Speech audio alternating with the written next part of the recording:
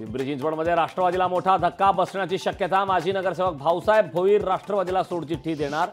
राष्ट्रवादीला रामराम करून चिंचवड विधानसभेतून लढण्यास इच्छुक। कल्याणमध्ये शिवसेना भाजपमध्ये तणाव वाढण्याची शक्यता। कल्याण भाजपचे नेते बंडखोरी करणार असल्याची माहिती। नरेंद्र पवार वरून पाटील अपक्ष निवडणूक लढवण्याच्या तयारी।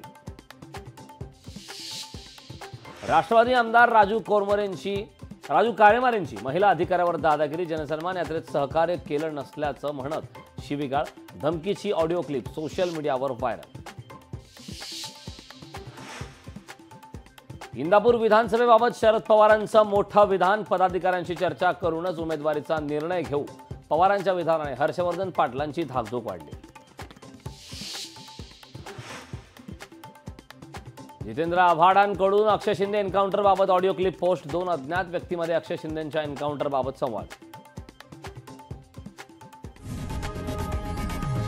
लोकशाही मराठी ऐका, पहा, जागरूक रहा।